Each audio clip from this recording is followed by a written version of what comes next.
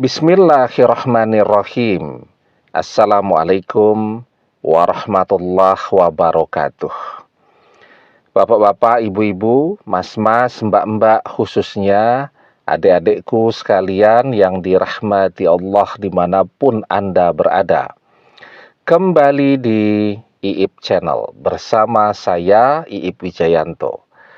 Kali ini kita akan membahas tema menyadarkan mantan agar dia datang menyembah-nyembah dan minta balik duluan, ya. Jadi ada kisah nih, seorang laki-laki berusia pada saat itu mungkin sekitar 36-37 tahun, ya. Dia sudah punya istri, ya. Istrinya ini lebih tua sedikit dari dia, ya. Sudah dikaruniai anak yang baik-baik, cerdas-cerdas begitu, ya. Dan sedang lucu-lucunya lah. Tetapi si suami ini saat itu tergoda, ya. Dia berkenalan dengan seorang wanita yang 8 tahun lebih muda dari dia. Si wanita ini baru saja bercerai dengan suaminya, juga punya anak, ya, yang masih kecil sekali, batita di bawah 3 tahun. Mereka ketemu, ya, dari curhat, lama-lama si laki-laki ini jatuh cinta. Nah, diam-diam dia menikah siri dengan si wanita ini, kan sudah janda, ya. Setelah itu baru dia ngomong ke istrinya bahwa dia sudah punya istri muda, ya. Jadi kan laki-laki banyak begitu, ya. Kalau misalnya minta izin, tidak bakalan diizinkan. Maka lebih baik minta maaf, ya. Kawin dulu atau poligami dulu tanpa izin dari istri. Nah, begitu ketahuan baru minta maaf kepada istrinya. Nah, jadi kan banyak gitu. Daripada minta izin, lebih baik minta maaf. Nah, dia juga begitu, ya. Tidak minta maaf juga, ya. Ngasih tahu aja, ya, istrinya kaget, awalnya bisa menerima. Tetapi dalam perjalanannya ini, si laki-laki ini tidak bisa adil, ya. Artinya setelah kawin lagi tadi, pulang jarang, alasannya macam-macam, dan banyak marahnya. Ngobrol sedikit dengan istri yang pertama ini bertengkar terus, ya. Karena kan istri mudanya ini memang menghasut terus, ya. Istri pertamanya posting apapun di media sosial, selalu dihubung-hubungkan, ya, kemudian diteruskan kepada si laki-laki ini, jadi emosi, bertengkar. Nah, si laki-laki ini sebenarnya harusnya kalau dia mau lebih sabar, dia bisa berhasil tuh poligami. Tapi ya itu tadi, ya, namanya baru dapat istri baru yang cantik banget begitu, ya. Ya, impian semua laki-laki begitu, pengen memberikan segalanya kan, termasuk tadi, ya, memarahi istri pertamanya tadi. Dia lupa bahwa dia sendiri sebenarnya tidak punya apa-apa. Beda kan kalau laki-laki yang memang dia sendiri kaya raya. Ini laki-laki ini semua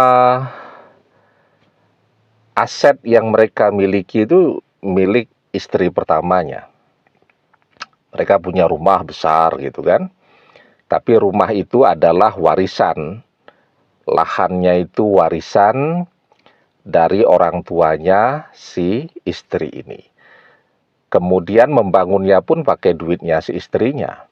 Dia kemana-mana pakai mobil bagus dan seterusnya, tapi yang beli istrinya, istri pertama. Nah, istrinya yang kedua ini kan berpikir dia ini sukses kaya raya kan. Tentu dia juga, wah ini kalau dia tidak bisa menguasai ya apa yang sekarang ditempati oleh istri pertama, paling tidak dia bisa dibelikan seperti itu juga. Ya kan si laki-laki ngakunya itu punya dia kan, bukan punya istrinya yang pertama. Maka jatuh cintalah istrinya kedua ini kepada dia karena dia memprofilkan dirinya sebagai orang yang kaya raya. Padahal dia ini pekerjaannya itu tidak jelas ya. Ya tergantung callingan saja ya. Jadi kerjanya itu serabutan. Diminta orang bantu ini ya membantu ya. Ada proyek ini ya dikerjakan, ada ini. Jadi bukan seperti orang lain yang bekerjanya secara reguler tetap masuk jam 7, pulang jam 4, bukan ya. Jadi dia sangat tergantung kepada teman-temannya juga untuk bekerja.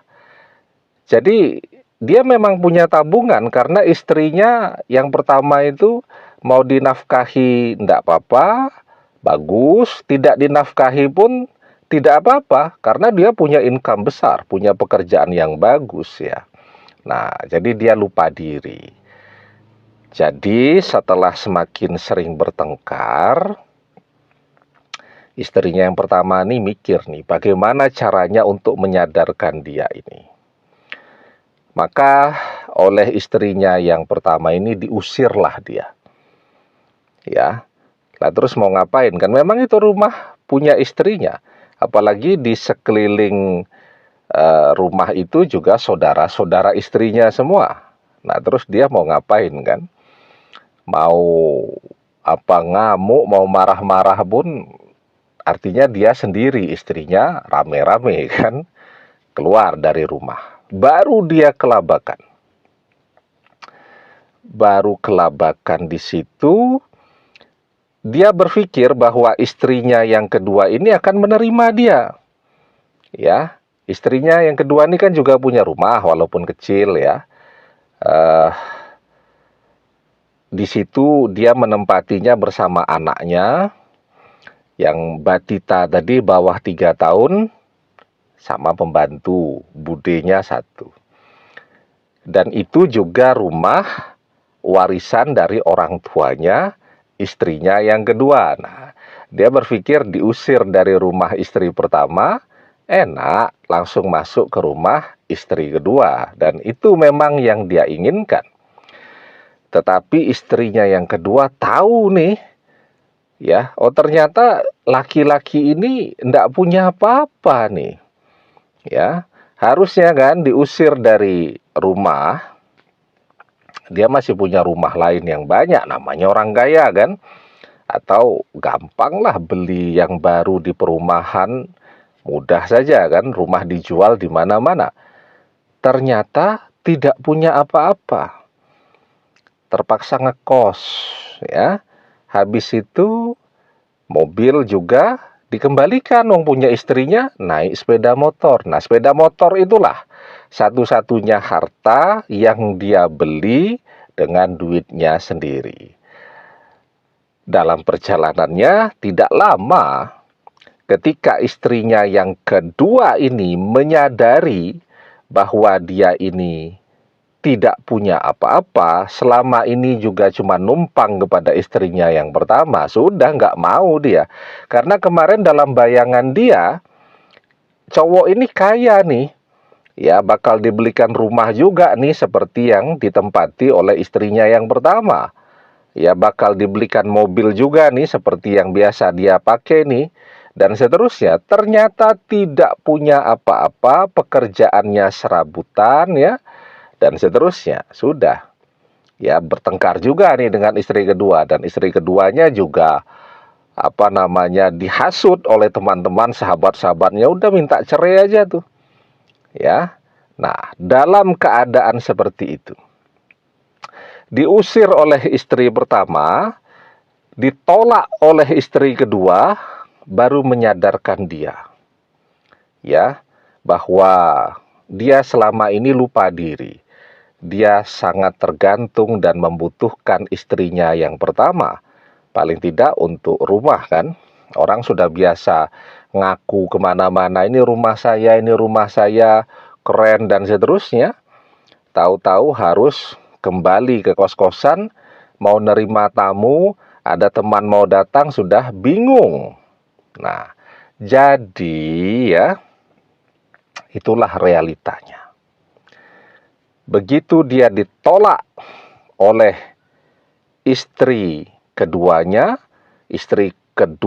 memaksa bercerai, maka kelabakanlah dia dan nyungsep-nyungseplah dia, jungkir balik dia, memohon-mohon untuk bisa kembali ke istrinya yang pertama, walaupun sebenarnya kembali ke rumahnya, bukan kembali kepada istrinya. Yang dia cintai sebenarnya bukan istrinya, tetapi fasilitas yang ada pada istrinya. Kan cowok matre juga banyak kan. Nah, jadi itulah realitanya. Jadi ketika kita ingin menyadarkan seseorang seperti mantan yang sekarang sedang lupa diri dan seterusnya itu, memang terkadang kita butuh untuk menjaga jarak dari dia. Dan harus sombong, ya. Harus sombong kepada mantan yang sedang sombong ini. Ya.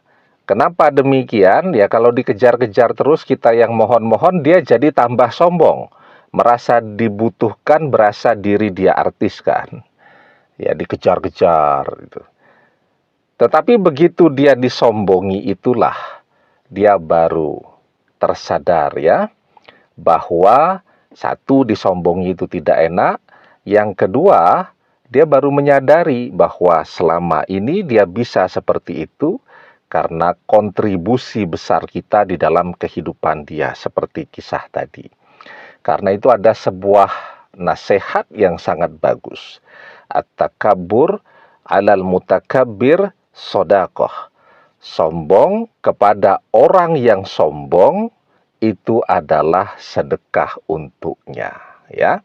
Nah, jadi kuncinya ketika kita ingin menyadarkan mantan yang sedang kasmaran, jatuh cinta, tergila-gila kepada orang ketiga, ya kita menjauhi dia, mengabaikan dia, dan sombong kepada dia. Jadi jangan kemudian dengan kesombongan yang dia miliki itu, kita kejar-kejar membuat dia menjadi tambah tinggi hati dan tambah sombong. Karena kesadaran itu biasanya akan muncul, ya, ketika seseorang dikucilkan, dijauhkan, ya. Seseorang akan menyadari bahwa orang-orang yang selama ini yang sudah dia khianati itu sangat berharga untuk dia ketika mereka menjauhinya. Demikian, semoga bermanfaat. Wallahu a'lam bishawab, billahi taufik wal hidayah. Assalamualaikum warahmatullahi wabarakatuh.